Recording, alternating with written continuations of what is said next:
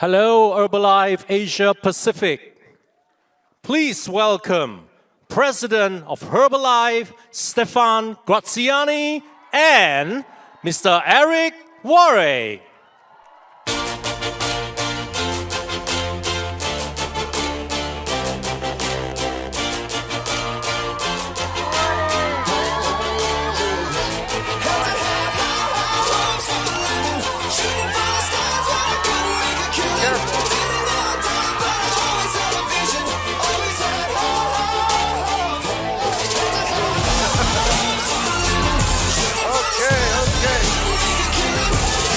Okay, guys. Okay. All right. Let's get started. Do a couple there.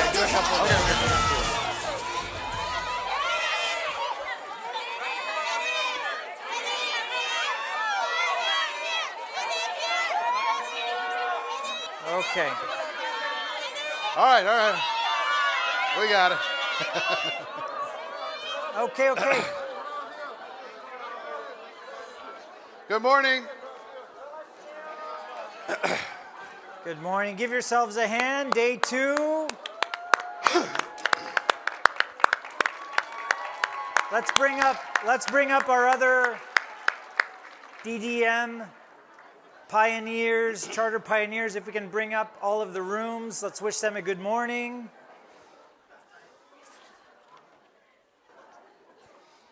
Hi, everybody. Good morning. Welcome back. Day 2. Good morning, everybody. So today is a very special day.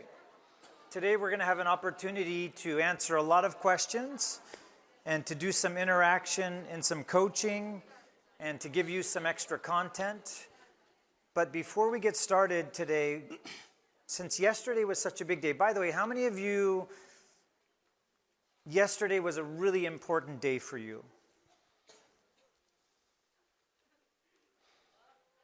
Okay, good. So if that's the case, what we'd like to do is take the next 15 minutes and hear from you individually, some of you, okay?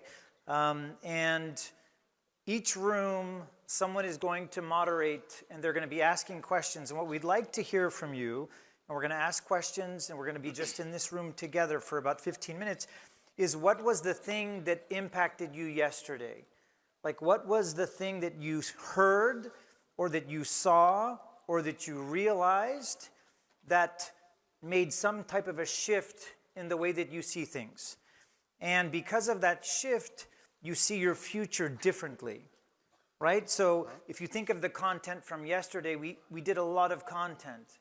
You know, we talked about the logical levels of change. We talked about the life cycle of a distributor. We talked about many different things. Eric did the 100 conversations. There was a lot of content, leadership. There was a lot of content that was given yesterday. So what we want to do in the room, and in each room individually, we're going to have someone for the next 15 minutes just basically hearing from people about what was the thing that impacted them the most. What was the realization that because of yesterday, it's changed the way you see your future and the way that you're going to do things in the future. And it could be something that you saw that you know that it's been a missing for you. Like you've been working, doing your business, but by not seeing that perspective, you've been doing your business, but you've been missing something that now is clear for you. Okay? So there's no right answer, there's no wrong answer. There's just sharing what's there. One of the things about this that's really valuable and why sharing even amongst your table is important is because when you have a realization about something, any aspect, about yourself, your business, your organization, your goals, your dreams, the way that you approach things, and you share it, very often other people get value from that because they thought maybe they were the only ones. Like how many of you, you thought you were the only one that had people in your organization that don't follow you? You know what I mean? You're like, how come my people don't follow me, right? And then when you share something like that, people are like, oh my gosh, that's me too, all of my people. And you're like, oh, well, it's not me. I'm not doing maybe something wrong. Maybe it's the situation. Maybe it's the dynamic. So what I'd like to do, and in every room we're going to give and put 15 minutes on the counter, and I'm going to go in the room and just raise your hand if you want to share. And again, the share is something that you saw yesterday that was impactful, that changed the way you see things, the way you feel about your future, and share what it was, what part of it was. And if there's more than one piece, you can share that as well. But let's put 15 minutes up on the counter, and let's have some people start sharing. By the way, how many of you get nervous about sharing because you're afraid that what you're going to share maybe it's not going to sound good, or people are going to not understand you, or they're going to think that it's not, wasn't a good share? How many of you get nervous in a big crowd about sharing what's there? Just raise your hand. Okay, good. So you raised your hand. I'm going to come to you first. All right, so let's bring back all of the rooms. If we can have all of the rooms up just to make sure everyone's finished. Back to Mike. Okay, that's good. I'm glad we got this translation figured out. We'll get better at that. All right, everybody done? Looks like everybody's good. Okay, very good. So this is one of, I would say, my favorite parts. And I think one of the skills that's really important to learn is the skill of coaching. And if you think about most of your goals in Herbalife, probably all of them, they can only happen if you have people that develop themselves and become successful, right? So if you think about getting to any position in the marketing plan, it takes an organization that becomes productive. If you think about, higher levels in the marketing plan, it takes leaders that become developed. And the ultimate for us in Herbalife is the capacity of a president team member to have president team member lines. And that's how you get into the highest paid part of the bonus, or the marketing plan, which is the Mark Hughes 1% bonus, right? And that's how you have access to becoming a chairman's club. That's how you have access to becoming a founder circle, okay? And that's how eventually in the company, we'll have 15 diamond founder circles in the company. And so what's really important is that means to bring someone in a life cycle, like we were talking about, from birth to actually becoming president team, right? It's a journey. And so coaching is a very important part, and it's a very important capacity. One of the things that helps you to become a good coach is when you've experienced a lot of situations and that you've coached a lot of people. Because once you start coaching a lot of people, what ends up happening is that you start to see certain patterns and things that are very similar that people have, so you start to understand how you can help people. So this opportunity is for you to listen for yourselves, to be able to hear some coaching that takes place. And it's really important because this knowledge stays with you. The more that you're going to hear individual questions that are being answered, the more that you're going to pick up on some different things.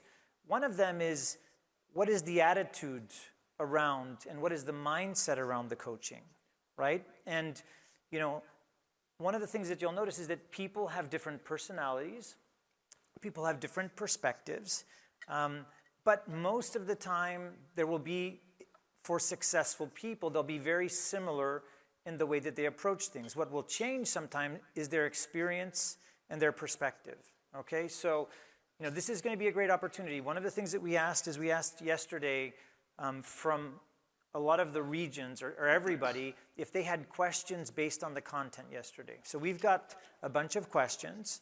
We're going to be asking and allowing for questions to be, asked here in the room as well. But we want to make sure also that the rooms that are not with us, that haven't had a chance to participate for the last 2 days here, or day and a half, or day and start of day 2, that they've got a chance to be heard. So we're going to go to some of them for questions. But we also have some questions here, and I'm pretty sure that most of these questions, you are going to have the same ones. Okay, it might be a little different version, but it's going to be very similar. So, Can I comment real absolutely, quick? yeah. One thing, good morning. One thing I will tell you is I'd like you to listen when you hear these questions. What you'll find, and think of the question was being asked of you. What you're going to realize is you're really good at helping somebody else. you're not very good at coaching yourself, but even if you struggle with something, you struggle in a particular area, let's say you procrastinate a lot or you're inconsistent, and somebody talks about their inconsistency, you can coach them. If we asked you, any one of you in this room, these questions came up, you would have a pretty good answer to most of these questions. So every time you answer a question for somebody else, even if you don't have it figured out yourself on your own personal business, you strengthen this muscle. And what I want you to realize is you're actually very, very good, and coaching somebody is a gift, especially when they're asking for help. You know, if they're not asking for help, sometimes you can say, you almost need to ask permission. Is it okay if I give you some feedback? Is it okay if I give you some steps that you can take in order to be able to get past this frustration that you're having? And what you're hoping for is you have a team that asks for advice, asks for help, asks for guidance. Most of the time you won't. You're going to have a team that needs help, and they don't realize that they need help. Maybe they're blaming other people or other circumstances for their problems, and you need to coach them past that limiting belief and past that mindset. So learning how to get permission in order to be able to provide feedback to someone is a skill that might take you a little while to learn, but just practice, and you'll find that you're very, very good at it. Yeah, very good. One of the things I think that just makes me think about this is the asking for permission is important, right? So some of these questions are like, how do I, with my downline, create a relationship where they're going to take the coaching? And the permission and the context of how you set up the relationship is important. So if you have someone that's new, that's joining the business, setting up that positioning of, look, I've got 10 years in Herbalife or 15 years, right? You're starting on day one, and there's going to be things that I understand and have experienced in ways that I can help you. I just want to make sure that we have a relationship, that you're open, and that I have this freedom to share with you when I think I can share some things that would make a difference. Is that something that you agree to? Yeah. Is that something that you want to have in terms of the relationship? And just the simple asking, because if they say Very yes, but if you take for granted that you can and you never asked, it's a little bit more complicated of a relationship. Yeah, so very good for that. Has anybody ever used AI, any of the AI, ChatGPT, those types of things? If you've ever played around with those, the value of that technology is the question. If you ask it the right questions, you're going to get good answers. If you ask better questions, you're going to get better answers. What I would hope for all of you is that you learn to ask questions of yourself, of your team, of your prospects, that you become professional at the right questions. If you ask the right questions or higher quality questions, you're going to get higher quality answers. And this is for people who are searching for the next level, searching for a breakthrough. So this is a new muscle. And it's okay to say, I don't know the answer to this. I'm looking for this answer. In order to be able to solve this problem, will you help me? Yeah, so learn how to get in the habit of questions all the time. It's the best thing you can do for prospects is asking questions of your prospects. Best thing to do with your team, ask questions of your team. And then hopefully you'll teach them to start asking questions from you. And if not, you ask permission to give them feedback or give them some coaching. Okay, so we're going to start with some questions around the 100 conversations, because I think it's fitting since, it was one of the things. By the way, how many of you found the 100 conversation impactful? Just the fact that he said, we're going to do this, let's put the time up, don't think, just do it, don't judge, just do it. How many of you found? Yeah, very good. Okay, so it's very powerful. We've got some follow-up questions. These are coming actually from Hong Kong. Rebecca from Hong Kong. After sending hi and hello in the conversation challenge, what is the next conversation and how to evaluate the result that you got by doing it? Yeah, and here's what I would say. If you're going to start a question or a conversation with a friend, what would you say? I remember I kept saying, forget you have a product. Forget you have a business. Just get a conversation going. And you were reaching out and having a connection with somebody. what do I do next? You don't need to overthink it. You're going to start the conversation, they're going to respond, and then you're going to think about a way to respond back, and then they're going to respond. Then you're going to think about another question to ask them. How's it going out? A lot of this is going to be questions. What's new? What's happening? How's your family? What's the weather like? Are you still enjoying that job? Those types of questions. They're going to respond back. Keep it the timing appropriate. You don't want to just blast them, right? You're going to use plan, do, review to figure out what's working. But the best way to measure is if you say hello and they say hello back and then you stop, well, that's not a great conversation. You know, you have to build a little banter, have fun with it, maybe have a little humor with it, and, you know, just what you would normally say to a friend, and wait for the opportunity, the opening to happen, and the opening will happen.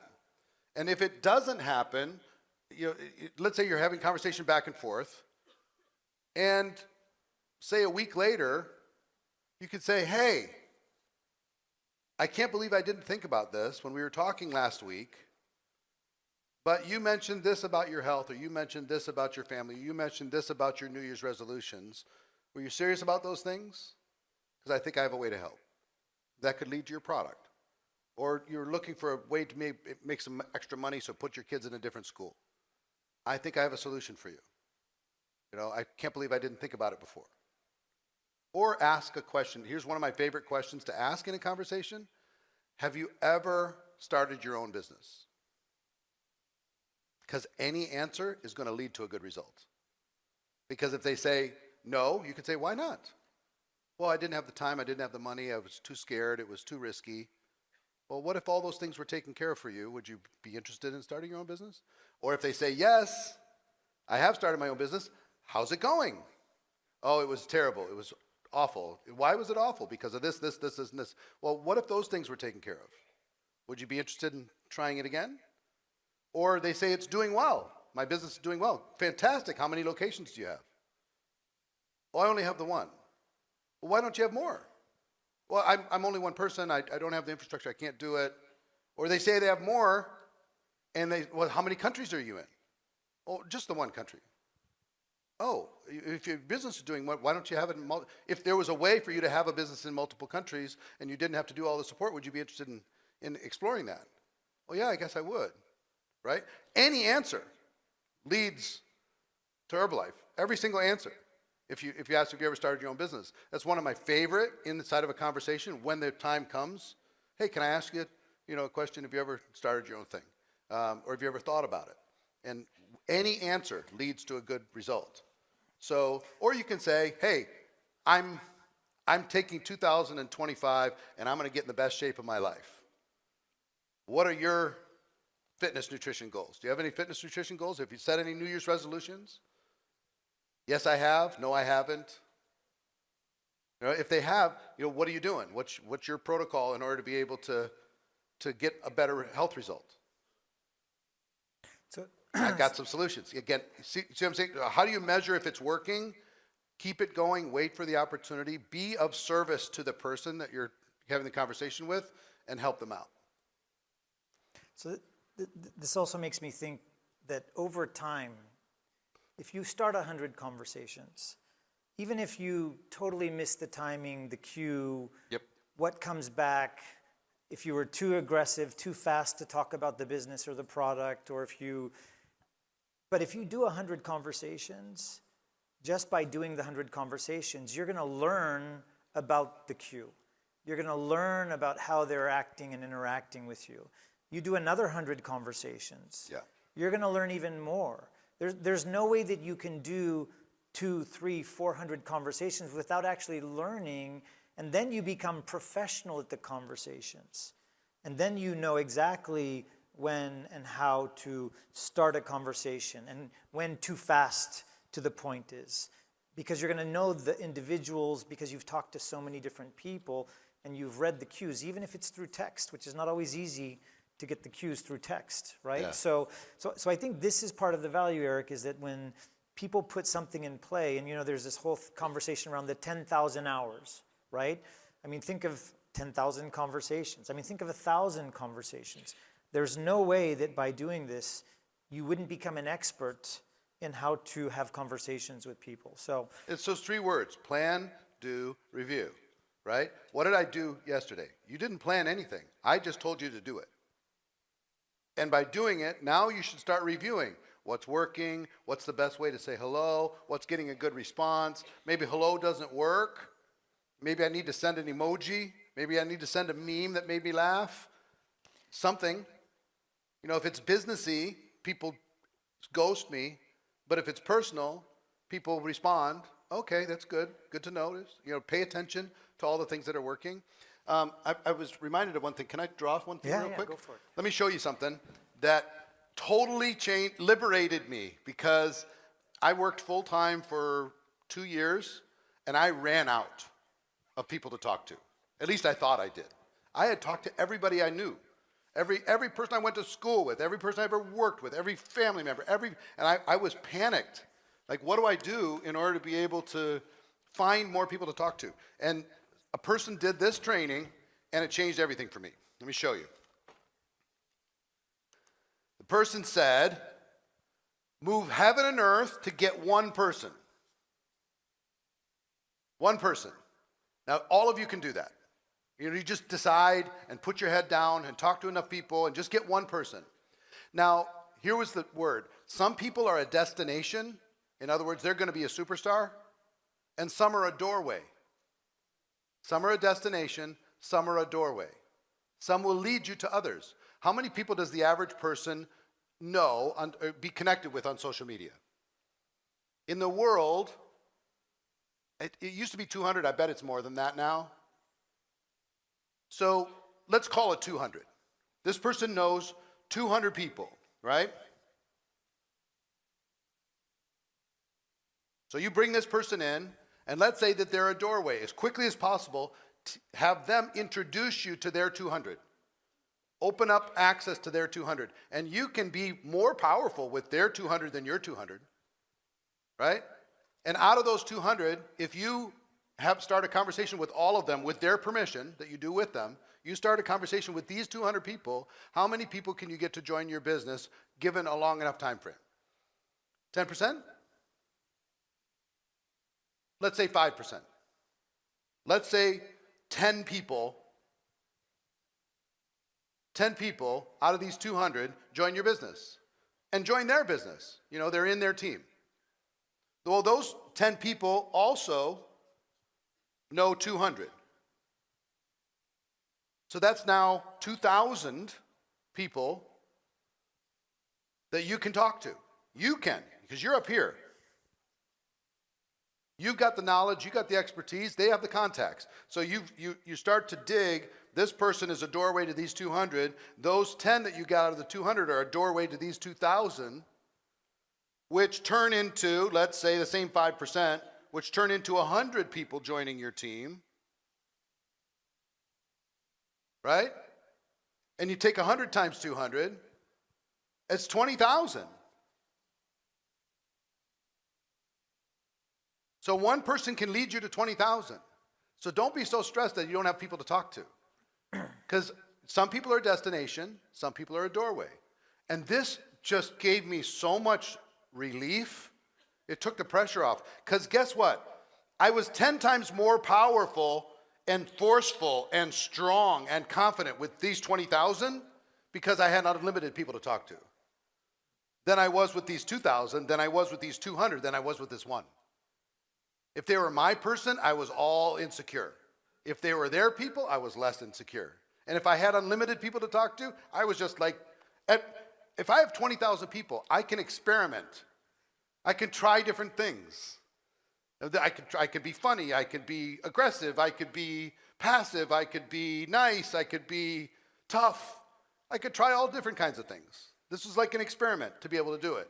But for me, again, plan to review and realizing destinations, some are destinations. In other words, you're going to find a superstar somewhere in this line, and some are a doorway. They're a doorway to better people. And this makes me think, because Eric said something yesterday. He says, just be a normal human being. Yes.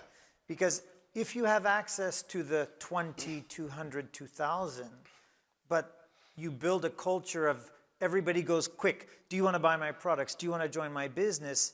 What kind of result do you get from the 20 or from the 200, 2,000, 20,000? You don't get a very good result. Yeah.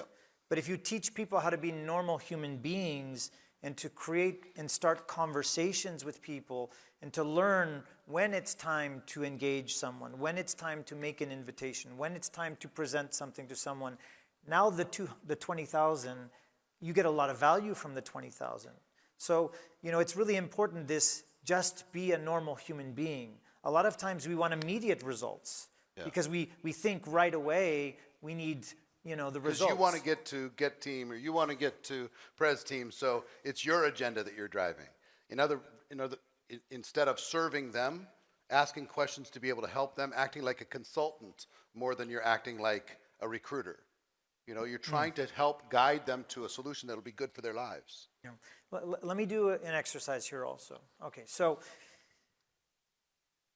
each and every one of you and everybody in the rooms, there was a time that it took you to say yes to the products and to say yes to the business. Most of you, it was not on the first day someone talked to you. No. Okay, so I want everyone to stand up. Stand up right now, in all the rooms, stand up. And I want you to think back to when you started either as a customer first, your first exposure to Herbalife, and then the time that you finally said yes. Yes to an invitation.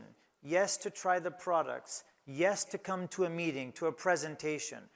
And I want to do a countdown of how long between the first time someone spoke to you and then in your mind when you finally made the decision to be a yes. Okay? So how many of you it happened on the very first day? Someone spoke to you on day one and you just bought the products and you joined the business and it was the first day between when they talked to you, you were already a yes and you just went day one. How many of you were day one? All right, raise your hand. Okay, sit down. Sit down. You've been frustrated with everybody else ever since then. Sit down if you were day one. Okay. All right, so some of you were day one. Didn't take any time. You heard, you saw, you knew. How many of you took longer? How many of you it took 1 week or more before you said yes? Someone talked to you, they invited you, but until you became a yes in your mind, it took more than 1 week. Keep standing, and if it took less than 1 week, you can sit down. How many of you took more than 2 weeks before you became a yes? Keep standing. How many of you took more than 3 weeks before you became a yes? Keep standing. How many of you took more than 4 weeks to be a yes? Keep standing. Okay, look in the room. By the way, there's a lot of very successful diamonds, founder circle in the room, okay? How many of you took more than 5 weeks? Keep standing. More than 6 weeks before you became a yes. More than 7 weeks. More than 8 weeks. That's 2 months. Teho Hyunmu, it took 2 months. By the way, what if their sponsor quit after they didn't become a yes in 1 week, 2 weeks, 3 weeks, 4 weeks, 5 weeks, 6 weeks, 7 weeks, 8 weeks? Do you understand? How many of you took more than 3 months before you became a yes? Keep standing. More than 4 months before you became a yes. More than 5 months before you became a yes. 6 months before you became a yes. Anybody take more than 1 year before you became a yes? More than 1 year? Yeah? Anybody more than 2 years before you became a yes? More than 2 years? Very good. Okay, all right, so give yourselves a hand. But, so, what has it inside of you that you absolutely think and feel that people immediately should respond positively to what you're offering them and want to go immediately. Because that's not the way it works typically in the world.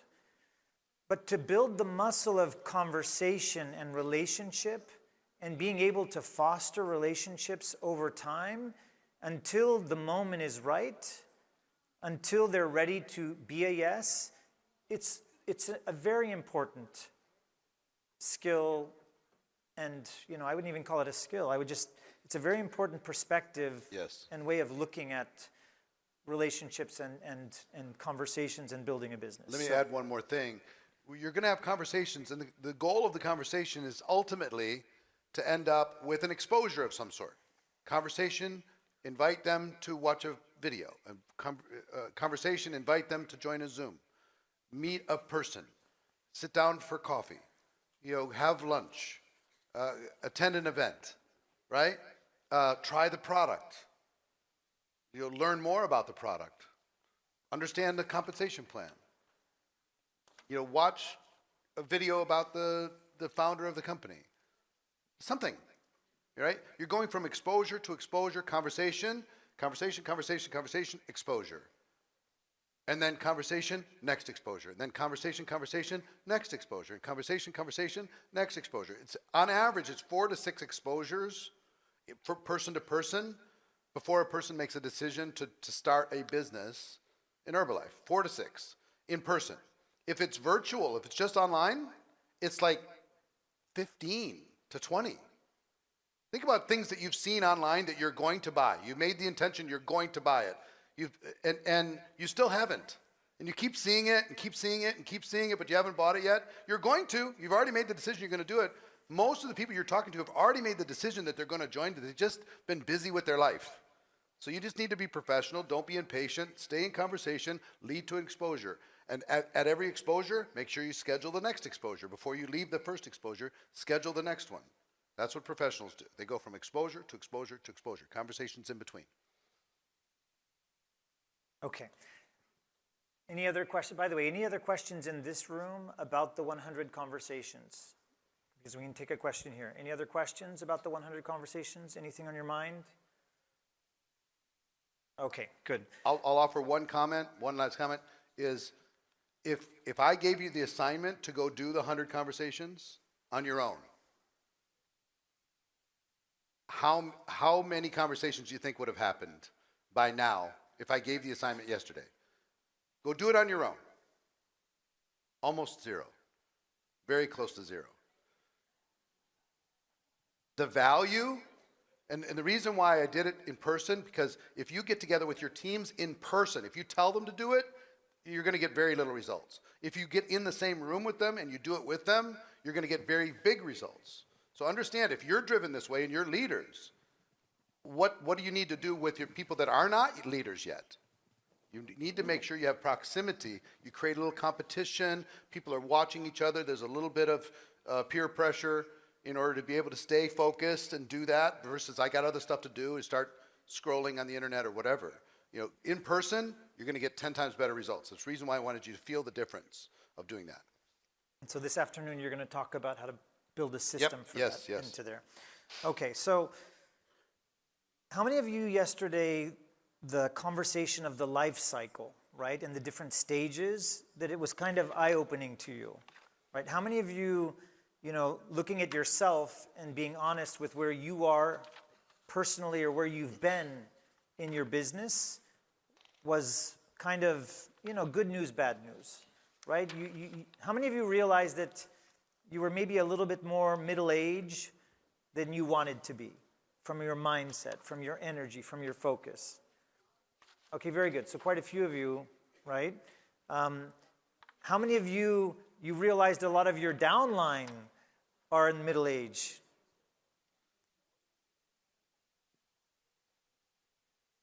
Right?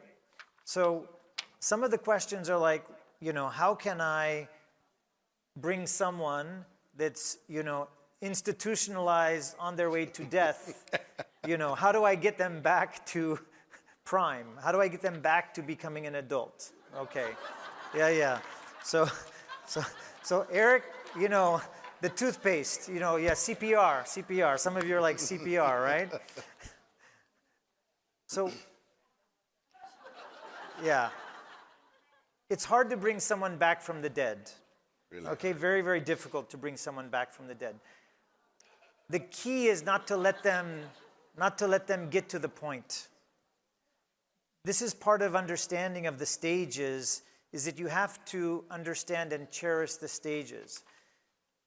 You have to get to this point where you sense when people are moving into middle age, that they lose their excitement, they lose their fire, they lose their belief, they lose the dream, start to lose the dream.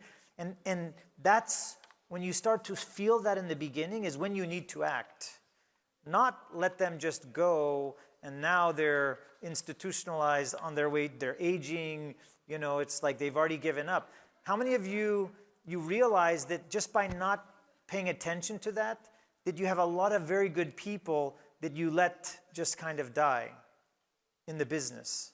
You know, people that actually believed, they were excited, they had dreams, they were working hard, they were focusing, they were putting a lot of energy into the business, but because they got past that point, it got to this point of no return, and now they're just no longer there anymore.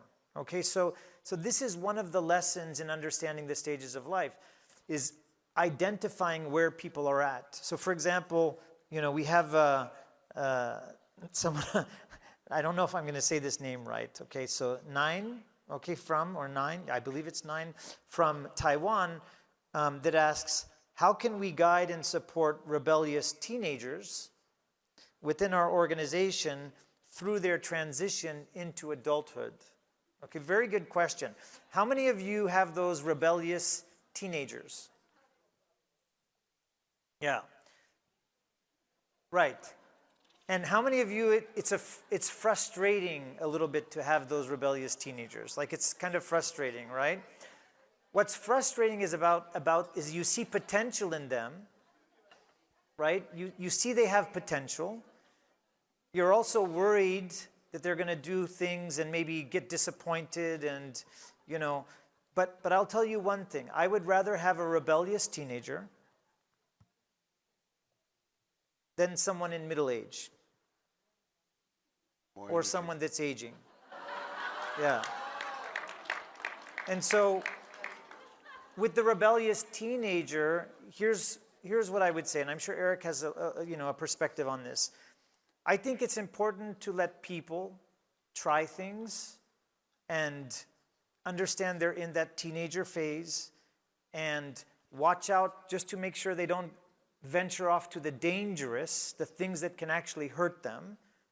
But if you try to take a teenager and restrict what they can do, for those of you that have had teenagers, it typically doesn't end up very well. Sometimes it makes them want to even go more and be more rebellious, okay? But it's important in their development that they have this expression. If they believe, I want to try, you know, they hear someone is doing something on social media or someone is doing, you know, fit challenges, and you are someone who has a nutrition club and you don't do fit challenges. But they say, I want to do fit challenges because I'm watching, you know, someone on social media in France or in the US, and I want to do this. Don't hold on to them. You have to let them go and express. What you should be asking is, how can I support this person in their expression to give them the best chance of becoming successful? And in your mind, you can also, if you have a lot of experience, know that maybe that's not the solution. But they still need to try because they have to learn for themselves that it's not the solution. And so there's this balance of giving them the freedom and making sure they're safe, because you do want them to become young adults. You want them to mature. But it's kind of like Eric was saying earlier, if you don't have the conversations and make the errors and make the mistakes, then you don't learn when too fast or too aggressive or, you know, too whatever, direct or whatever. You can't learn if you don't make the mistakes. And so, you know, I would say love your rebellious children, teenagers. Pay attention to them, that they don't get into danger, right? Try to keep them safe, but don't try to limit their expression or the way that they want to do things, because it's important that they have that. Okay, so, and you know, strong teenager also means a lot of times strong young adult, right? There's nothing wrong with people that are strong, okay? Just because they don't see things the way that you see things, or want to do things the way you want to do things, okay? So I don't know if you have Yeah, I would just comment on that. If you've ever had children, you know, when they come through their teenage years, they think mom and dad are stupid. And as you have, so when you have people in your organization and they're learning some new things, and they went to an event that you didn't go to, and they have some notes, and they watch some video that you didn't see, and they're like, oh, my upline's stupid, my upline's an idiot. You know, I can do this better, right?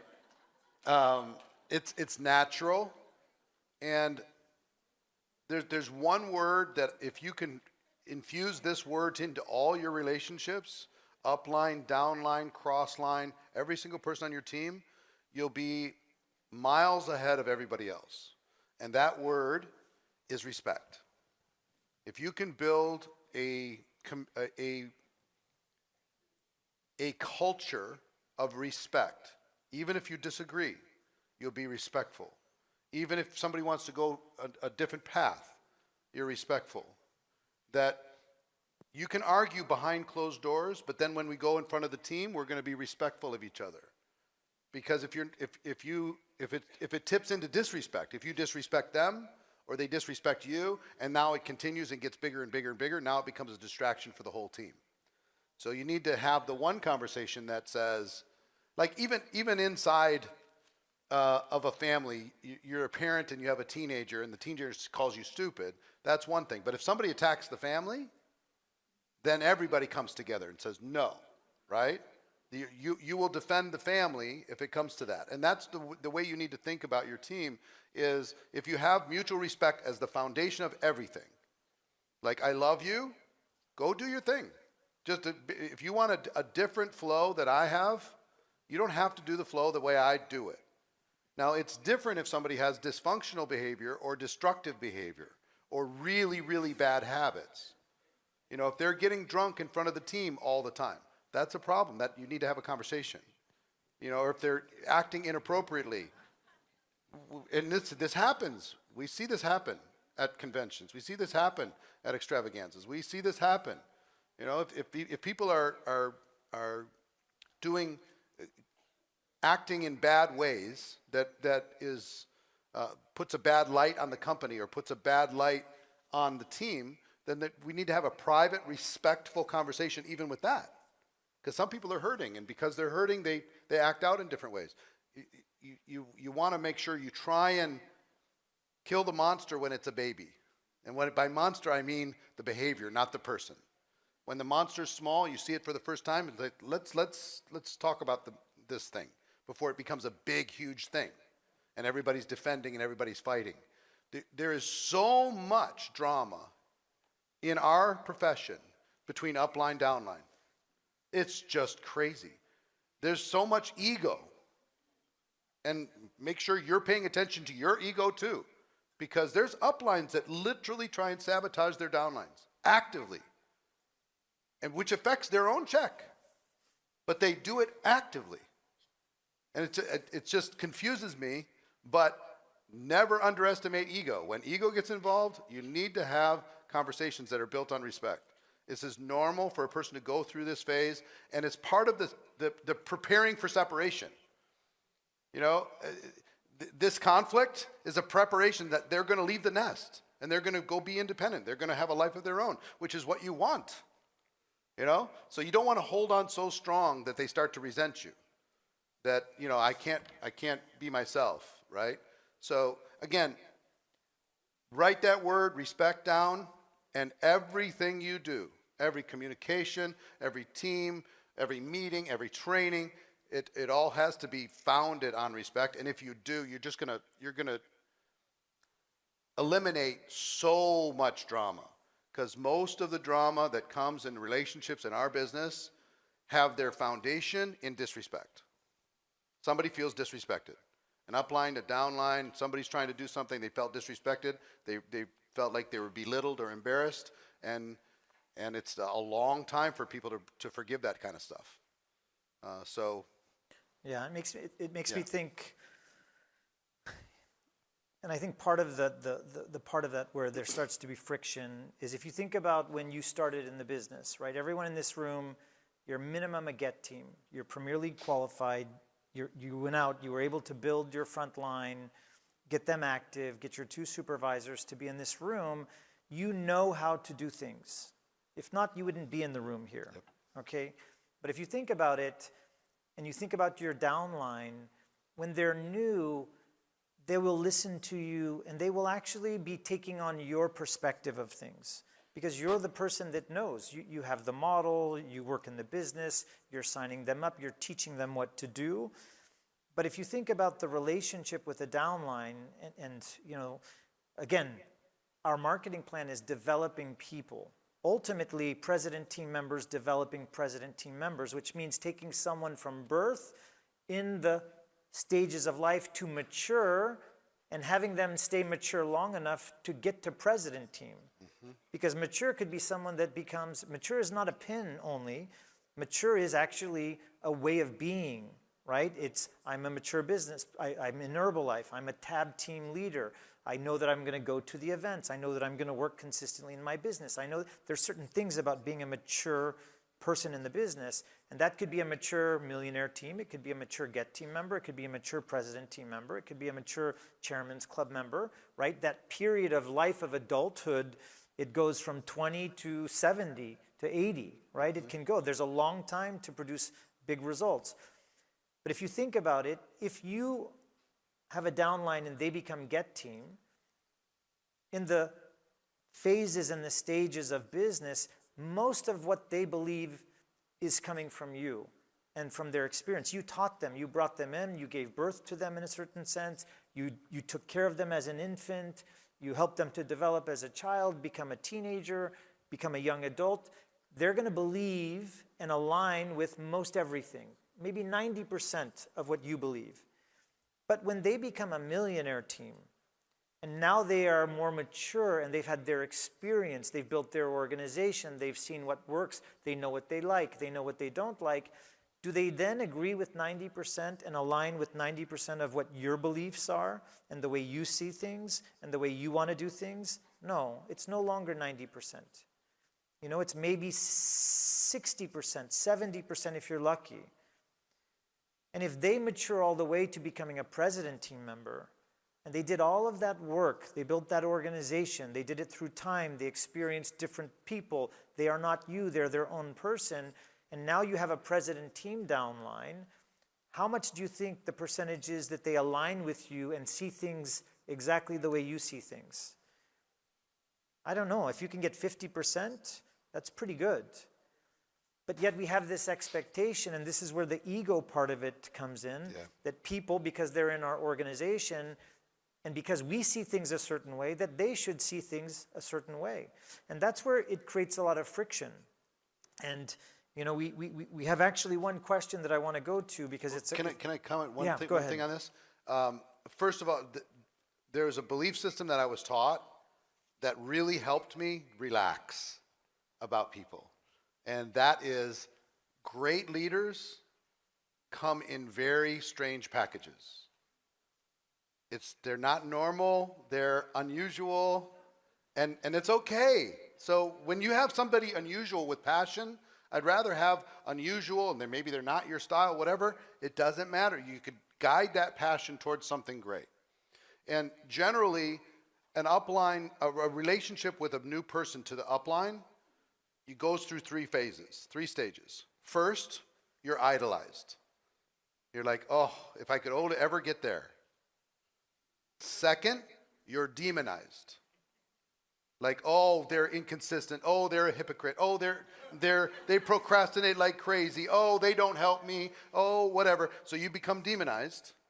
And then third, ultimately, you become humanized. You realize that you're a brother, you're a sister, you're a friend, you're part of the same family.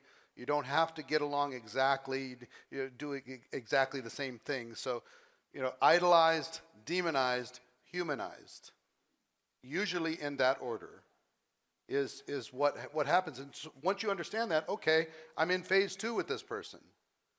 If I just stay classy and stay respectful, then I leave the door open for phase 3 when we have a humanized relationship, right?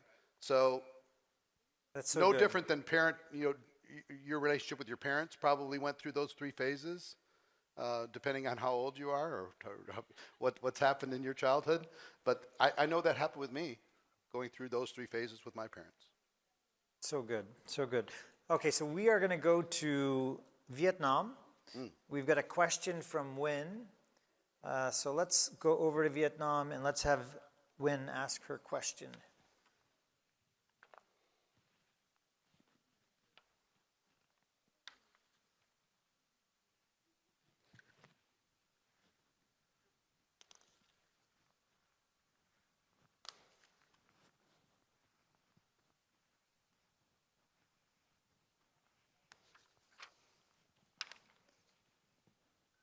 There we go.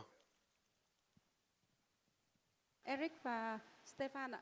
Tôi tên là Nguyễn Thị Hello, Hà, tôi là thành viên nhóm chủ tịch Eric 15K. and Stefan. Và My name is Hà, ngày hôm qua thì tôi rất President ấn Team tượng Member về các sơ đồ tư 15K. duy ạ. Và tôi I'm có một cái câu hỏi đó là very tôi là thành viên nhóm chủ impressed. tịch I was very 15K. impressed Tôi yesterday có 8 tab with team tầng 1. the Làm mindset thế nào để tôi có thể and tôi the phải thay đổi models you môi trường share. gì và So tôi cần I phải have tạo ra môi trường gì cho đội nhóm của 8 tôi để tab tôi có thể team tìm ra members kim in my cương ạ, first xây line. dựng kim cương ạ. So I want to know how can I build more diamonds? What should I change, in my Và tôi có trong đó thì 8 tab team tầng 1 của tôi thì tôi operation? có 2 thành viên nhóm triệu phú ạ. So right now I have 8 tab teams in my first lines and 2 male team members in my first line. What would be your advice for me to have more diamonds in my organization? Okay, very good. So when a couple of questions for you. We're going to try to do this. I know it's hard to kind of do this from First, a distance. congratulations. Yeah, no, for sure. Well done. Pres Team 15K, give her a hand, by the way.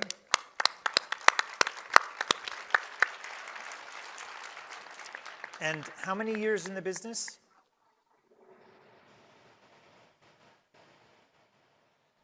Dạ tôi kinh doanh toàn thời gian I've been 11 năm. full-time with Herbalife for 11 years now. 11 years. Wow, that's fantastic. So 2 first-line mill team, and then I'm imagining the 6 other lines are get team. Vâng ạ. Okay. Yes, correct. And do they all do the same model that you do? Do you do nutrition clubs? Do they do the same business model in DMO, or do they do different things? Dạ. Hầu hết thì toàn bộ các thành viên Most của of chúng tôi them, đều cùng một cái phương thức most kinh of doanh. my downlines share the same Tôi DMO. làm phương thức nhóm dinh dưỡng ạ. We do nutrition clubs. Okay. And if you looked at the 8, how many of them would you say were in, like, where are they at in their life cycle? Are they young adults, like the GET team? Are they young adults? The Millionaire team, are they in their prime, mature? Like, where are they, you think, in terms of the life cycle in the business? Đội ngũ của tôi thì đa số là ở giai I đoạn think most of sang cái my tuổi, downlines tôi chỉ are có now khoảng 4 tab tầng 1 actually, ở I giai đoạn have là trưởng thành. 4 Một tab số team thì members in thanh my thiếu first niên. lines are Còn, adults, right? Mature. đa số là trung niên ạ. Some of them are teenagers, and majority of them are actually elderlies. They're already are the Okay, so they're middle age, right? Okay. middle age. Yeah, they're the middle age. So by the way, it takes courage. I imagine some of them are in the room with you, right? Yep. Dạ, đúng rồi ạ, các anh chị hầu hết là ngồi ở trong này ạ. You're not saying who's who. Yeah. Okay. All right. So the first thing is, right? If someone is in middle age, the question is, and remember, middle age is it's a mindset, it's an attitude, it's an energy, it's a focus, right? So the question is, what took them into middle age? Dạ. Most of the time, what brings people into middle age is that they've been working, but they're not getting the results. And it's an extended period of time. and they start to lose belief that what they're doing will bring the results. Vâng. That is what brings people into middle age. Because when they're young adults and what they're doing is exciting and they can see this future, and I'm going to get to the Pres team and I'm going to make this much money and I'm going to have this type of result and I'm going to build this type of business, it's very exciting. It's very young adult, like everything is in front of me. What has people go into middle age most of the time is that they've been doing for a long time work but not getting the result. So they start diminishing what they believe they can have. And so life, instead of being this big open, everything's possible with these goals, starts to be minimized by what they believe their reality is. Okay, that actually the business is not so easy. I'm trying, it's not going the way I want, it's been like this for a long time. So one of the things that needs to happen is people have to come back to seeing a future that they can visualize and see that they can build and grow a business that's going to give them the results that they want. This is why when we talked yesterday about the S-curve, is people that are running into middle age, it's because they've been at the top of the S-curve for too long, and now there's not growth.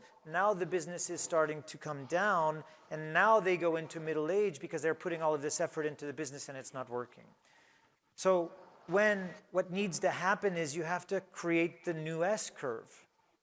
You have to look at your model and what you're doing, and if everyone's doing the same model with nutrition clubs, for example, you've got to be paying attention to the business model and flow, because if you're not creating the new S-curve, if you're not changing something that's going to create new growth that they can get excited about and get their dreams back and their vision back, then nothing changes for them. So how you get people out of middle age and how you get people into more of a young adult when they're in their adult is you have to bring the model and the flow that is going to create the new wave of growth. And now everyone says, I can see it, I can feel it, I know this is going to work, now I'm getting excited, naturally. That's how you bring people back into prime. That's how you bring people back into a young adult phase where they're really ready to go back. And it's not about age, right? It's not even about the amount of time they've been in the business, but it's about them seeing and how they see the future. Okay, so my guess would be when is that the business, it started to really flatten out, and the efforts that they make don't produce the same results and starts maybe to be flat, maybe a little bit declining, and this took them into that middle age. Okay, would you say that's an accurate description probably of what's happening? Yeah, good. Đúng không ạ? So by the way, for everybody, this is just not for Win. This is for each and every one of you. Because no matter where you are in the S-curve right now, and it doesn't matter where you are, you will all be at a point where your business will start to slow, where what you're doing currently doesn't produce the same results anymore, and the business will start to decline unless you've identified and are working on the next S-curve. Okay, so this is for everybody. This is how you bring people back into prime, okay? Now, by the way, as a company, I'll just tell you, right, as the president of Herbalife and working with all of the executives and the senior managers and we understand this. We understand that we need to do our part to make Herbalife sexy and exciting, and to make sure that we're bringing to all of the distributors what they need, so they say, oh, the future is going to be amazing. This is the brand new S-curve that's starting. Like, we understand that, okay? There's things that we need to be responsible for. But in your business, what you're responsible for are the DMOs, are the business flows, are the tools that you use and the trainings that you create and the systems that you build and implement that create what you're responsible for, which is having the organization take whatever the company's giving and you build your businesses with it. Okay, so this is really, really important. You want to jump in? Yeah, and congratulations, Win, on your success. What I will tell you is it's a combination of your vision. If your vision is strong enough, it will cause people to take more action. It'll cause people who are sitting back and casual to lean forward. Think about the vision of Mark Hughes. Think about the vision of the great leaders. Think about how they communicate, and they do it with a level of intensity that's different than average people. And it causes people who are sitting back to sit forward a little bit. So that's one. The second, what I've seen the best is if you have children and you say, here's a toy. This is the toy, and they're excited about it. You want the toy? They get excited, and then they start playing with the toy. After they played with the same toy for a while, they're sick of this toy. They hate this toy. Now, this toy is good for them. This toy is their nutrition club. This toy is something that's going to make them a lot of money, but they're bored. We get bored in our business. It can seem very repetitive. Same old stuff. Is it ever going to be interesting again? It's not interesting anymore. I'm sick of buying strawberries and bringing them into the place. I'm sick of making shakes. I'm sick of it. Well, now you need another toy. Here's another toy. And the toy could be a challenge. Give your nutrition club operators a challenge. Like some special thing that's just for the month of January and February. That we're all going to do this thing. And March 1st, we're going to look at our results. But between now and then, we're going to do this and this and this. And are you in? You're ready to go? And now it feels fresh. It feels exciting. It feels different. It feels energetic. And it's not forever. Sometimes you say, well, welcome to your nutrition club. You get to sit here forever. And people are like, oh, I don't want to sit there forever. So it's like, what we're trying to do is get people to be more active for the next 90 days, and then the next 90 days, and then the next 90 days. So you want to come up with a challenge that doesn't throw your DMO out. It just adds a little intensity and excitement to the DMO that you have, if that makes sense. Yeah. Right? So that type of a challenge thing will ignite people. And I'm going to share one of those particular challenges with you this morning that you can use for your business, but a conversation challenge that you could do with all of your people. Yeah. If they did that in the short term, it's going to get them moving. So, yeah. Yeah. So there's what Eric's talking about is important, is people want variety. Yeah. They need something new. They get new. bored really fast. That needs to be built into your business. But then there's these big fundamental business model shifts that happen, right? And part of the value of the mastermind is that you're leaders. You should, each and every one of you, grow the muscle and build the muscle to know when your organizations and the model that you're using needs to have the extra attention put on it. That there's some new emerging thing that you need to be looking at. And that's why data is really important. Because the data, if you think about it, think about flying an airplane, right? Or you think about driving a race car. Or you think about anything where you have gauges where you need to be paying attention. Like you need to know if the gas is getting empty, if you're in a race, to be able to pull in to fill up the gas tank so you can go back out and do another 50 laps. You need to know if the tread on your tire is getting too low because you know exactly how many laps you can do on that tire to come in and change the tires. And so one of the skills and just things to learn is to be able to look at the data, okay? To be able to know when things are starting to slow down, when you need to bring in a new aspect, when maybe the market has shifted and maybe the model that you're doing overall needs to have a bigger transformation, more than just refueling, right? More than just a little bit of a change, but actually some of the bigger changes in models. So one of the things that we're going to be doing here with this group is we are going to be giving you opportunities to have exposure to different types of models. So the Breakfast Budget Club that happens to be creating a lot of growth in the United Kingdom, you're going to have access to information. The accountability groups that you have, there will be a key account manager that is moderating the group, that they're going to see all the conversations.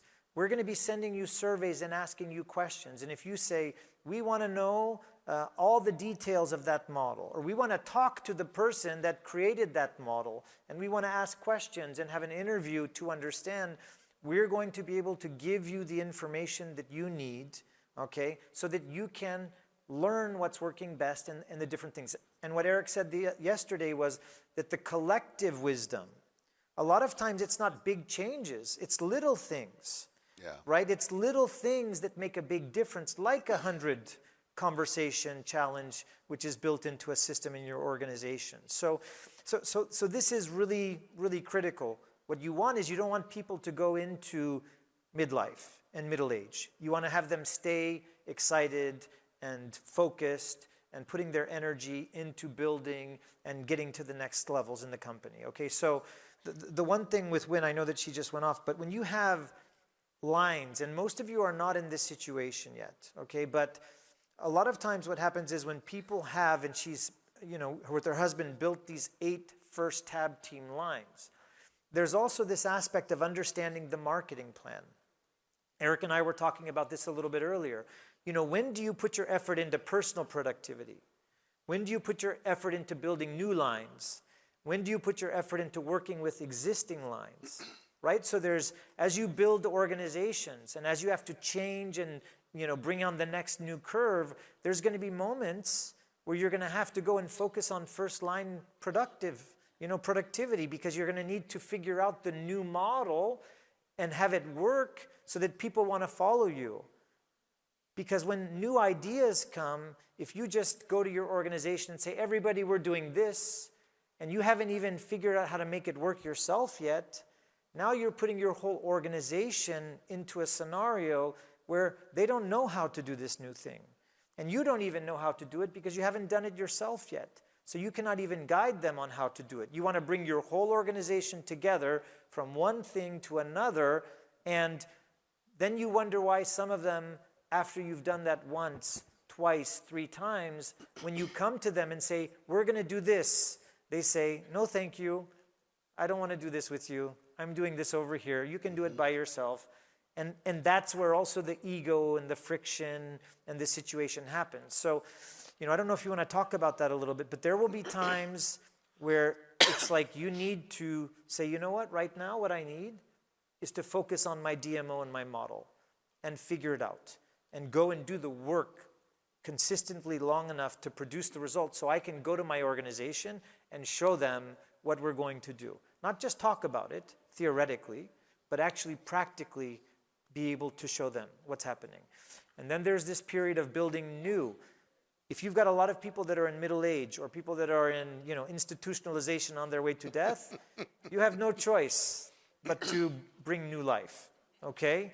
So some of you and many of you are in this position. For you to get to the next level in the marketing plan, it's going to take a rebuild for you. Yeah. It's going to take going back to work and rebuilding on existing organization. If they're mature, if they are, there's not a lot you can do except for be a good example for them and solve the bigger problems for them, okay, which is the model and the flow.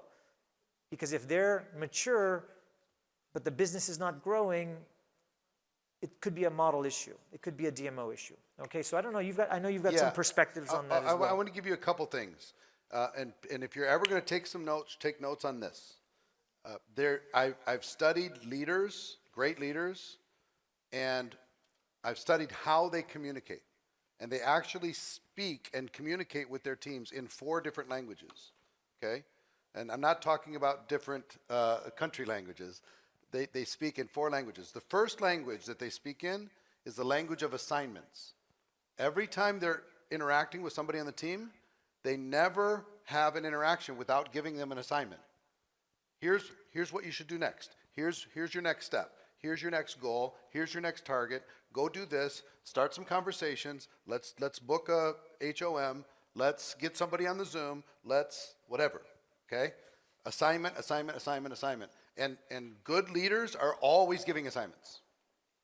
And what I've learned is people on your team, they crave assignments because they don't have to solve a big problem. They just have to do as they're told, and they've been trained to think this way since they were little kids, to follow assignments.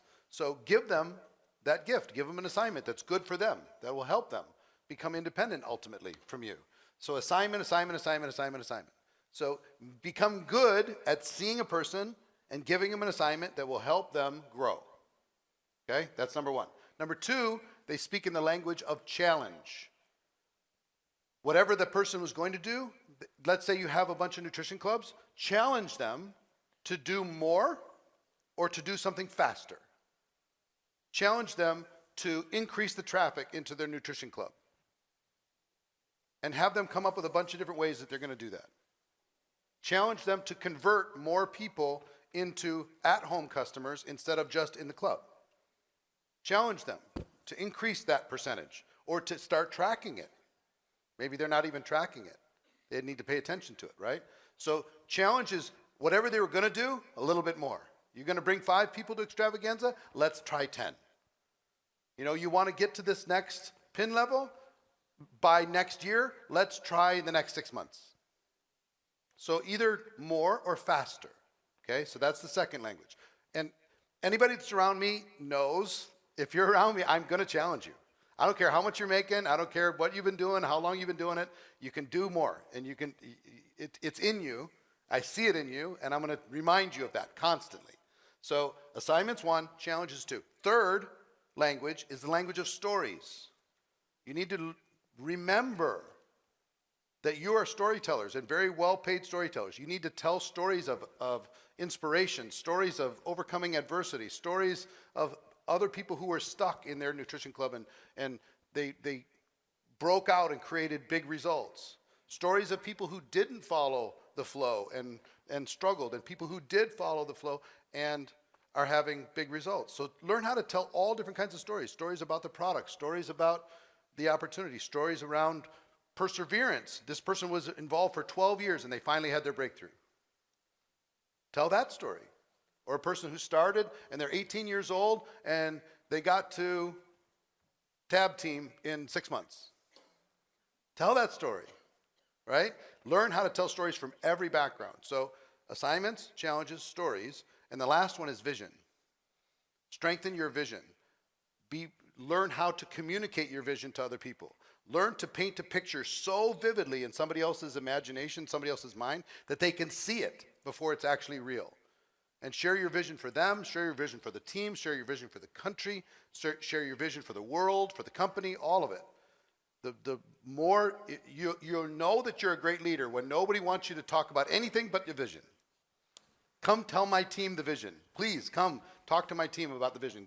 When you're on the Zoom, tell them the vision. And then challenge them, please. And then give them an assignment. And tell them some stories. I'll give you an assignment right now. The next time you do a Zoom for your team, write those 4 things down on a piece of paper and do not end the Zoom until you've done all 4. Give them an assignment in the Zoom. Give them a challenge in the Zoom. Tell them at least one story in the Zoom, right? And share your vision in the Zoom. That's what leaders do. You want to get people to be more productive? Do that. Okay? Do those 4 things and really build that muscle. Now, to what Stefan was talking about is where do you spend your time when it comes to new productivity versus your existing team? Having looked at the organization worldwide, and it's just awesome what you guys have built. It's amazing, and I'm super honored to be able to work with you. I will tell most of you, your team has shown you what they are. You need to believe them. Love them, but stop trying to squeeze more than they're willing to give. You can try and refill the toothpaste tube with a big jar of toothpaste. It's hard. Or you get a new tube, right? So for most of you, let me give you the biggest challenge I could give you. The biggest challenge I can give you is this. And it takes so much courage to do what I'm about to share with you. Is to with your knowledge and wisdom and skill and history, rebuild to your existing pin level with all new people. Do it again. With all new people. Don't count anybody from your existing organization. Requalify at your existing pin level with all new people. And you're like, oh, that's a lot. Well, you're a lot smarter now. You're a lot smarter now. And here's what I will tell you. For most of you, you need to start some new lines. You know you do. You've been trying to squeeze the tube for a long time. You know that you need to, but it's so comfortable to hang out with your old team that you do that. I will give you a piece of advice. When you do start a new team, and 2025 is a great year to do it. Start some new lines and really drive that with your energy. You can go to these people and say, guess what? I built to this position over this many years, and I'm going to go do it again. Do you want to be part of this new growth? That's a good story to tell, okay? You can get people to participate in that conversation, right? But one piece of advice is when you bring in a new group, you need to kind of keep them away from your old group. Because your old group is going to infect them. Your old group is going to say, oh, you can go slower. Your old group is going to say, oh, you know, we have these problems. You know, let me tell you about all these difficulties that we had. And let me tell you about all this stuff. And let me, slower. You don't need to go so fast. So you need to kind of protect your new team. And because if they don't hear all those old stories, then they're going to believe that they can go faster. So, and once they're strong, then integrate them. And what Stefan was talking about is take your existing teams, and if you want to try new systems or new flows, new business methods, that's a great opportunity to do that. Start a line and try a new business method with that line and strengthen it. And once you get it strong and you've got a good story, bring that to your existing team and say, this is what's working. Do you want to get this kind of results? You want to try it? Then go try it. But for most of you, I think, I'm a believer in width in addition to depth. So I think having a little bit more width within your organization will be a good use of your time and a very, very high return. And also, you have so much wisdom now. You've learned so much. Take it and give that gift to a new person. You know what the gift of somebody signing up with some of you will be? Now that you know what you know? I mean, they're so lucky to be able to sign up with you and have that, all of that knowledge and wisdom that you can pass down to them. You know, so my challenge for all of you is start some new lines. 2025 is a good year to do it. Try and do it as quickly as you can, and then go to work with that team and use those 4 leadership languages to inspire people to do more. Yeah. Well, and everyone with us today, in all of the rooms, you are Premier League 2024. But who is the first Premier League 2025? Here already? You are, I am. You see that? He's learning quick. I am. Okay. So here's, I think here's something that we should do. I think we will start recognizing in the groups the first Premier League qualifier 2025, the second, the third, the fourth, the fifth, and we can do that recognition, I think, starting with each of these masterminds, okay? Because that is going and doing the work. It's building the new lines, right? And so, what did he just do? He just challenged you all. He's speaking in the language of leaders. And someone said yesterday that I'm going to do it 3 times in the year, right? Love it. Love that, right? So, I think this is really important, especially because many of you are looking for what is the next S-curve. You're implementing some new models. You're going to be implementing some new systems into your business. So this is the best way to experience it, is by you doing it, and that way you can lead an organization through it, okay? So the timing of this is really perfect.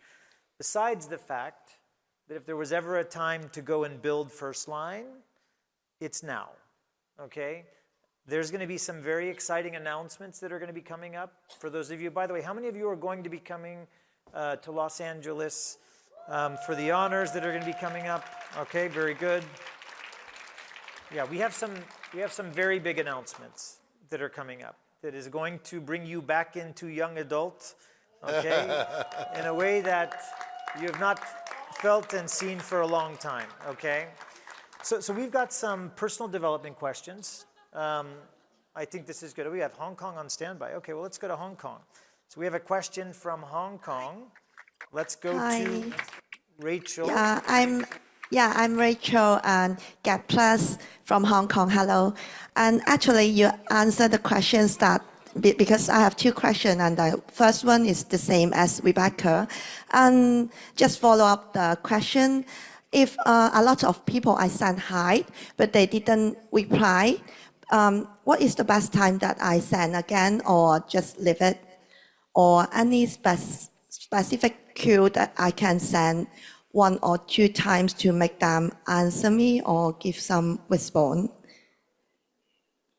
I can answer. Yeah, that's If you send a message to somebody, Thank and you. hello, good to see you.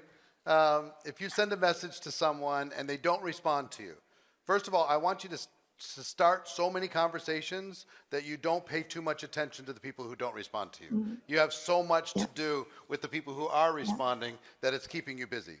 But if you really, really want to get a hold of these people, think about what you would do with a friend, right? And hopefully these people you're connected with somehow. You say hello, or you say, Happy New Year, and they don't respond. You can wait. I would wait a little bit of time, maybe 3 days, 4 days, 5 days, and then go back to them and say, did you get my last message? Oh, Because that's right. because I shot you this message. I just want to make sure you saw it, right? So you can say that, or what I've done is I just send them a question mark afterwards. And then like 3, 4 more days, I send them 2 question marks. And then 4, 5, 6 more days, I send them 3 question marks. I'm like, what is going on? Are you okay? Do I need to send out somebody to search for you and look for you? Are you in the hospital? Are you hurt? Were you abducted by aliens? Something happened here. Okay. So I would just have fun with it. Just have fun. And guess what? Some of them are going to ghost you because they think you're trying to recruit them because you've already talked to them about your Herbalife business, right? So they're going to it's just a recruiting thing. And then you need to say, look, I'm just wanting to say hello. I'm just, and just make it normal.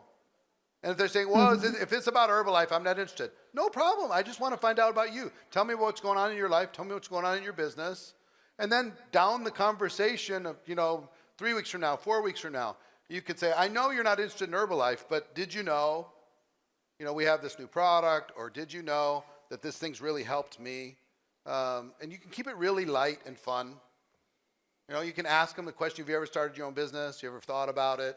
I know Herbalife's not your thing, but have you ever thought about doing something on your own? And just look to serve, look to help, instead of look to get, trying to get them, right? So if somebody's ghosting you, maybe you made them feel uncomfortable at some point, and now they don't want to feel uncomfortable again. So, and you might need to go to some people and say, look, if I made you feel uncomfortable in the past, and that's why you're not responding to me, I'm happy to apologize, because that's never my intention. I never want you to feel uncomfortable. And maybe I was a little over-aggressive before, so, forgive me if I was. I'm more interested in the friendship than I am in the business. I'm more interested in a connection with you as a person than I am in my product. So, and just pull back, put your foot on the brakes, pull back, stay in good conversation, look to serve, look to help, and an opening will happen. Once the guard is down and there's a trust, rapport relationship, they're going to say, well, how's that Herbalife thing going? And then you'll have an opportunity. Or you can ask them if they've ever wanted to start their own business, or if they've ever started their own business. And that's going to create an opportunity. So you saw how long it took for the average person to go through this, to make a decision and join the Herbalife business. It took, the average in the room was probably 3 months minimum. Before, what did you say? 3 weeks maybe, yes. 3 weeks, 4 weeks? Yeah. 3, 4 weeks was kind of the average. So if somebody didn't respond to you in the first couple of days, try and figure out why. Sometimes they just miss it. Or sometimes they're not on the platform you're on. They would like WhatsApp instead of this, or they using some different app that they're spending time with. So give people grace, and have a little sense of humor with it. Don't treat it so seriously. You're just trying to build a connection and see what happens. Thank you. Very very good, Rachel. welcome. Thank you very much. Yeah, got it. Thank you. So just on this one in the afternoon, Eric is going to talk about building the system, but you can see that it's much harder to try to recreate once a first impression is there, right? So this is the importance of building this into your business and having it be a system, because every new person comes in, they're not going to burn through their contacts. You're going to leverage the 200 contacts because they're going to learn not to go so fast. You're going to teach them how to be normal. You're going to teach them how to start conversations and know when the time is to make the invitation and to get the exposure. And so, you know, it's just not having that. Again, if you look back, it probably cost not to have the system in place. And it was the same thing that the person shared in terms of being a GET team. They realized they have all these skills, but they never had a system to help everyone that came in to actually do the things that needed to get done, right? So really, really important to have systems built into your business, okay? So Eric, we've got also Anita from Indonesia who's got a question. Great. So why don't we go to Indonesia? And I think this one is for you. Okay.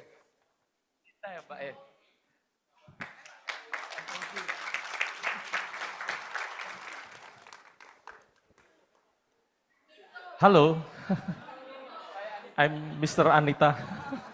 Ah, Saya Fauzi dari Indonesia. I'm Saya ingin Fauzi bertanya from di materi Indonesia. kemarin I'd like to adalah ask tentang you about the leadership gap. materials you gave yesterday about Jadi the pada saat leadership ada gap. satu kondisi When naik there is a condition dan that goes up ternyata ada and kesenjangan then dari segi leadership, there is such a gap pastinya kemudian about the leadership, di kemudian and hari then ada in the masa-masa future penurunan. there is a Saya juga decline. mendengar juga dari Jim Rohn I bahwa also heard from Jim jarang Rohn sekali that ada it's very rare that there is peningkatan an secara increase keuangan pada in saat terms secara of personal finance development itu tidak bisa mengikuti. when your personal Nah, yang ingin saya development does not tanyakan adalah apa be solusi, in bagaimana line with solusi this. So what is the tentang leadership gap solution ini, about the terutama leadership gap, berkaitan dengan especially in relations to membuat satu sistem trying to make a yang system tujuannya itu untuk which mencetak aims dari 5 to atribut leaders kemarin, correct independent, the 5 problem solver, attributes: consistent, big independence, vision, problem great solver, action. great So thank you so great much. action, and so forth. Thank you. yeah. Thank you for the question. By the way, just a question. How many of you have experienced the leadership gap in your business? Everybody. Yeah, very Everybody. Yeah, what I will tell you is this. You're looking for these 5 attributes in your team, right? That they're independent, they're good problem solvers, they're consistent, right? They've got a big vision, and they create action. So everything that you're doing with your team, you're trying to take them from dependent on you to independent from you. That's what you're trying to do. And the way you do that is you have these 5 things that you want to strengthen, and you're going to use the 4 leadership languages with these 5 things, and you're going to give them an assignment that causes them to be more independent. You're going to give them an assignment that's going to cause them to be more consistent or to be a good problem solver. You're going to give them challenges to be those things, right? You're going to tell stories that reinforce those things, and you're going to share your vision around those things and why it's going to be good for them. You want to help them to go from dependent to independent, and my opinion is the very first day somebody joins, you need to have a conversation with them and tell them, my goal is for you to become independent from me as quickly as possible. Do you agree that that's a good goal? And they will say yes, that's a good goal. Great, how long do you want it to take to become independent from me? They're going to say 3 months, 6 months, a year. Fantastic. Let me tell you what I need from you in order to be able to work with you and help you become independent from me. I need you to be willing, coachable, and hungry. Do you agree that you're going to be willing, coachable, and hungry? And they're all going to say yes. And you can say, everybody says yes, but let me tell you how I'm going to know if you're willing, coachable, and hungry. I'm going to give you assignments. Designed not because I'm your boss, but they're designed to help you become independent from me as quickly as possible. So I'm going to give you assignments that will assist you in becoming independent from me, which might feel uncomfortable in the process of doing them, but they're designed for your benefit. So I'm going to give you these assignments. I'm going to be challenging you to do things faster or do a little bit more than you were going to do. I'm going to be telling you stories that's going to guide you and illustrate how this process from dependence to independence and how important it is. And I'm going to be sharing the vision for all of this. And the vision for you is that you're a strong, independent leader that can operate with or without me. Okay? So I'm going to, based upon your energy and your enthusiasm, I'm going to give you an assignment on a scale of 1 to 10 based upon how passionate you say you are. And if you don't do them, then I'm going to lower it down and make it smaller and smaller and smaller and smaller until you finally take action. And then we'll build that strength, and then we'll start to make it a little bit more and more and more difficult until you are fully independent. Now, that doesn't mean we're not going to stay in great relationship. We are. You know, I will always be your friend, and I'll always be here, but I'm not your servant. I'm here to help you become independent from me. So this framework, this mindset, if you have that the first day a person joins, your chances of helping them through this process of becoming independent becomes dramatically different. That's not the conversation most of you are having. You're like, welcome to my team, I work for you. Welcome to my team, I'm going to do everything for you. Welcome for my team, call me at 3 o'clock in the morning, I'm here to solve all your problems. If you don't succeed, it's probably my fault. That's what we typically do. We take it all. Versus saying, my goal is for you to become independent. Do you agree that that's a good goal? Yes. How long do you want it to take? This amount of time. I need these 3 things. Willing, coachable, hungry. If you want personal time from me, I need those 3 things. If you don't give me those 3 things, I'm going to give you group time, which means you can join the team Zoom, you can join the team chat, you can join the team page, you can come to the events, and you'll get the information there. But I only work personally with people who are willing, coachable, and hungry, all 3.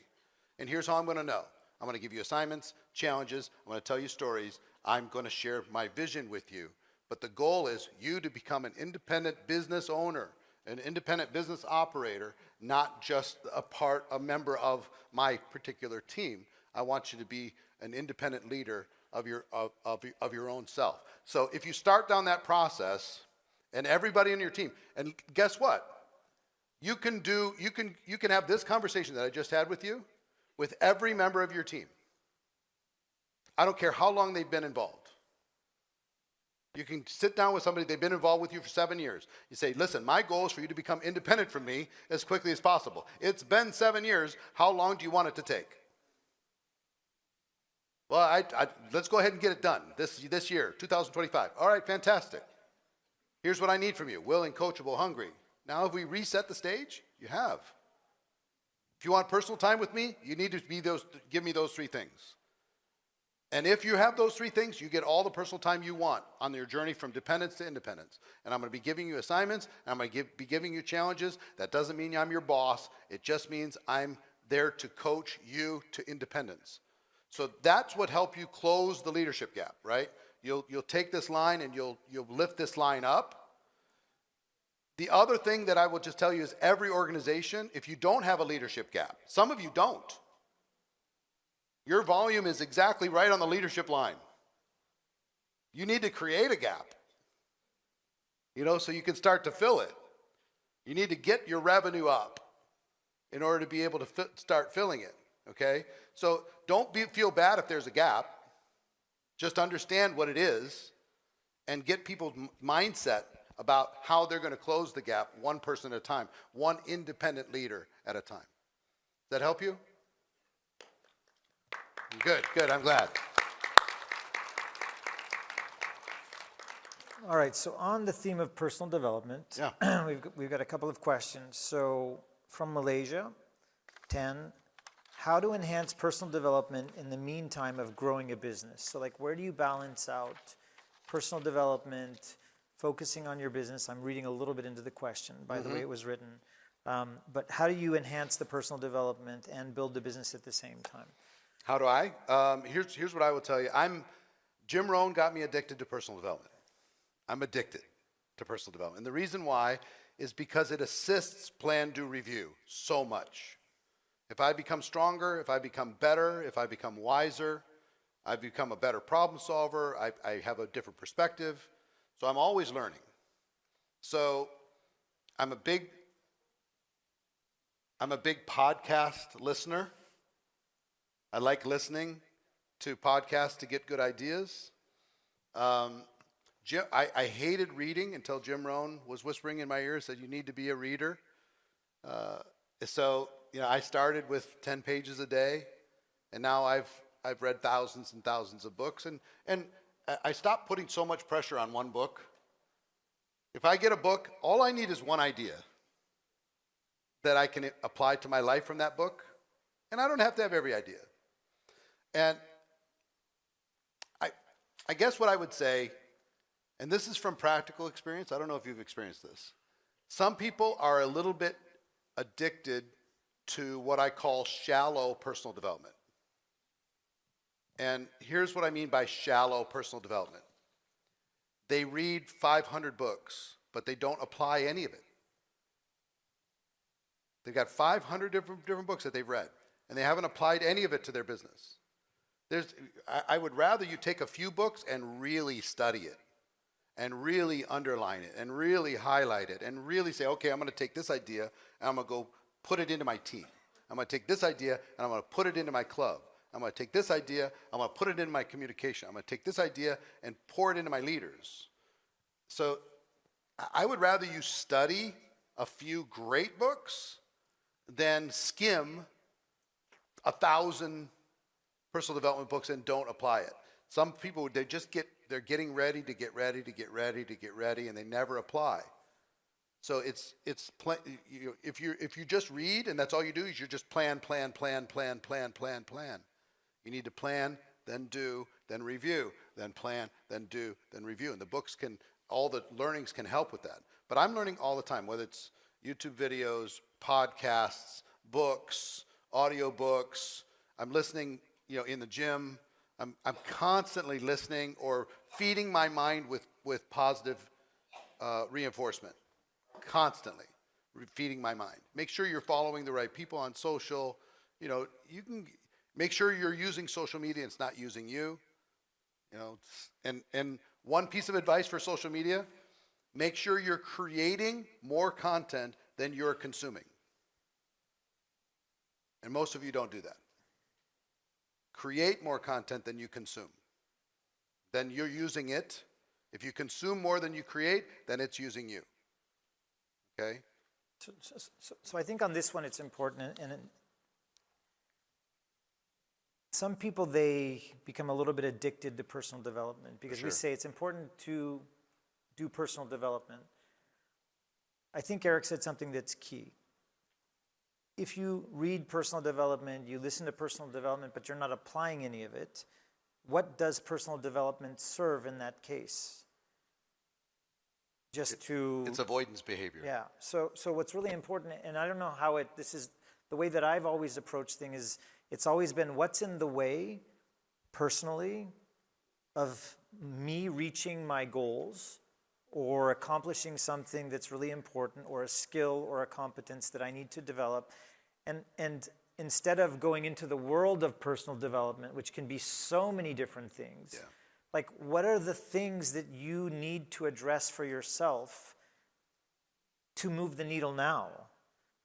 Like that's where you should be looking at your personal development. If it's communication, if it's understanding, if it's learning new skills, if it's organizational, if it's time management, if it's, relationships, what is holding you back right now from getting where you need to get? And then you ask the question, great, so what is there as a resource for personal development today for me to go and to do this? And so, this has been something that along the years, I haven't been someone that, I was never someone that did always all of the time. I was kind of like reading was never really my thing, but I was very much, at least I tried to be in tune with what was missing in my business. And then, they say that, like the teacher will show up, the book will show up, the course or the class will show up, the mastermind will show up. And so my experience has always been that it was always a perfect timing thing, because I was always looking and present to what was I missing, and then all of a sudden it showed up. A friend said, hey, have you read this book? Or, even an Instagram, something showed up and said, oh, that could be interesting. That's exactly what I'm looking for. This is what I should do. And so I would refrain from becoming a personal development, just kind of, I don't want to say junkie, but it's not, maybe there's not a better word, and become someone that is focused on personal development that's targeted for your business. This is something also that I always just did. I don't know if it was natural, but whenever I went and got something, I put it into my business. I didn't get lost in the world of seminars, in the world of masterminds, in the world of all of these different mediums for personal development, to the point that I lost track of what I was really doing and why I was doing it. So, one of the things is I would just write down, what are the 2 or 3 things that you think that you need to focus on right now? Is it discipline? Is it communication? Is it organization? Is it social media and learning, a new modality? What are the 2 or 3 things that you need personally? And then I would go on the search for what the best personal development, person, I don't want to say guru, but expert is in that area. Do they do books? Is there a podcast that you can listen to? Is there a seminar that you can attend? Is there, potentially a mastermind, depending at the level that you're at? But I would say personal development should be focused. One of the things that we've done in the United States, because it's one market, is we actually picked a book, and it's part of the work, and we are not doing it here because we have so many markets. It's very hard for a market to find one book that everyone can have. But picking something, if you choose to, and to have that as a point of focus because it's going to benefit directly your business, that could be a good idea for you. Okay, so we're not mandating that. We're not saying this is what we're doing, but if you are going to do something, make sure that it's focused on something that will have a direct benefit to your business and to you personally, reaching where it is that you want to reach, in terms of your goals. Let me comment. Let me give you the best personal development plan in the world. You ready? You ready? This is the best in the world. Anytime you're faced with a situation, the best personal development is action. It's not study. It's not study. It's not reading. It's not listening. It's not watching. It's doing. That is the best personal development, because by doing, you learn more than anything you could possibly imagine. Once you start doing, then you can get additional resources to do better, or feedback or coaches or mentors or masterminds to do better, information to do better. But anytime you do personal development in place of action, it's a mistake. Okay? It's only to assist action that you're already doing. That's the best result. So if you do the action and you start the plan, do, review cycle, that's personal development. All the rest is just additional feeding of the mind in order to be able to assist you to do the plan, do, review process better. Okay? If you do it in place of action, you're mistaken. You're going down the wrong road. Distraction, not action. Yeah. Very good. Okay, so we've got a couple of things to talk about, but before we go on to the next subject, I want to give a chance for in the room to take a couple of questions. Okay, so does someone have a question that you want to ask Eric or myself or both of us based on anything that you've heard so far yesterday or today? We're just going to take about 10 minutes. And in the room, we're going to give an opportunity for someone to ask questions or a couple of people to ask questions. So just raise your hand or stand up if you have a question, and we will run a microphone to you. No questions. Okay, Here's over one. here we have a question. All right.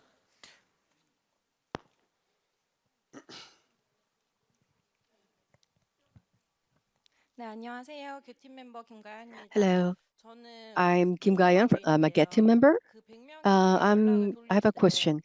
관계성은 We talked to 할 수 100 있는데 people, 관계성을 한 뒤에 계속 놀러만 오는 고객에게 so 사업 we 얘기를 can build 어떻게 a relationship through the 100 conversations. But if the 사업으로 person is not 이어나갈 수 interested in the 있도록 어떤 business, 접근을 해야 and they just want the personal relationship. What can I do? So I like to know what we can do. If the person is not interested in understand. business, they just want to keep on having the relationship. Yeah, I understand. This can happen, and young lady, if you're having a conversation with some guys, that could get weird, right? They're like, yeah, I'd like to stay in conversation with you. That would be great, right? So it happens. It happens.